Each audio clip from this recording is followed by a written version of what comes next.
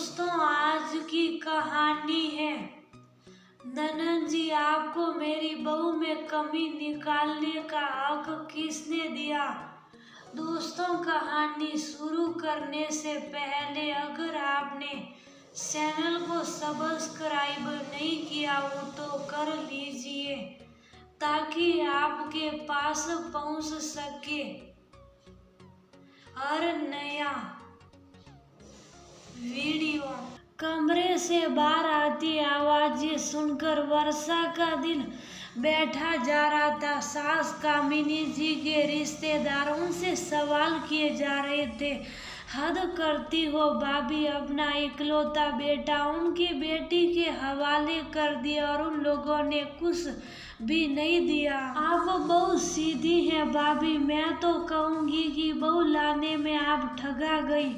बहू भी कोई दूर की परी नहीं है। अरे, इससे अच्छे और मालदार पार्टी के घरों के रिश्ते बताए थे मैंने अपने वीरेन के लिए, लेकिन आपने ना जाने क्या देखा इस लड़की में और जिद पर ही अड़ गई कि यही आपकी बहू बनेगी, जबकि ये वीरेन के आगे 19 ही है। आपने दहेज नहीं लिया, ये आपकी पसंद और आपके सिद्धांत है, लेकिन हमें अपनी विदाई अच्छे से सही है।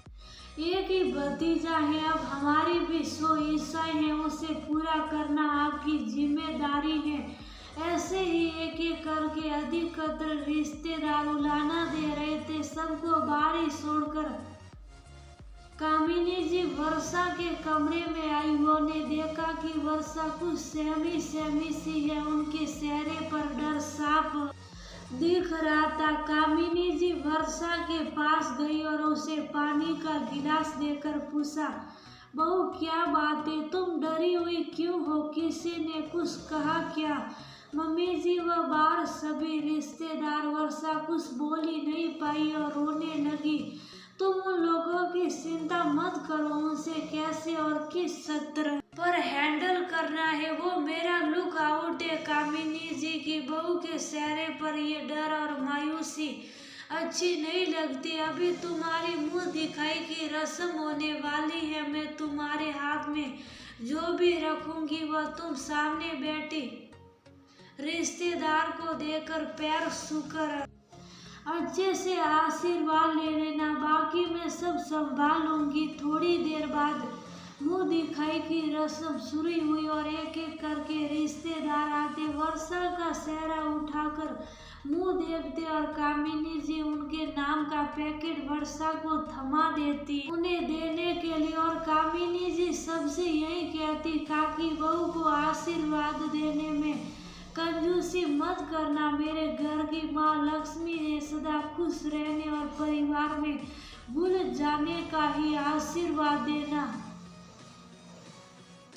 क्यों कामिनी, खुद दहेज लेने में तूने बहुत कंजूसी दिखाई और हमसे आशीर्वाद भर भर कर मांग रही। एक महिला ने कहा तो सभी कामिनी जी पर हंसने लगे। जैसे मैंने अपने बेटे की परवरिश की, वर्षा के पापा ने भी की और शायद हमसे कहीं बेहतर की है। उन्होंने इस विश्वास के साथ अपनी नाजों से पली बेटी मेरे बेटे के सुपर्द किया कि वह इसकी देखभाल अच्छे से करेगा। उस शिक्षा और संस्कार दिए ताकि अपने ससुराल में प्यार और समर्पण से सबका दिल जीत ले। दहेज लेकर मैं अपने और समधन की परवरिश का अपमान नहीं कर सकती। आप सभी के नेक में कमी हो तो बताइए, वरना मेरे घर की लक्ष्मी में कमी निकालने का हक मैंने किसी को नहीं दिया है। कामिनी जी ने सभी रिश्तेदारों के सामने हाथ जोड़ लिए। वर्षा अपनी सासू जी की बातों को सुनकर गर्व से भर उठी। अब उसके चेहरे पर कोई डर नहीं था। उसे विश्वास हो गया कि उसके पिता ने उसके लिए सही घर और वर सुना है। शादी सिर्फ लड़का लड़की के बीच नहीं बल्कि दो परिवारों के बीच होती है।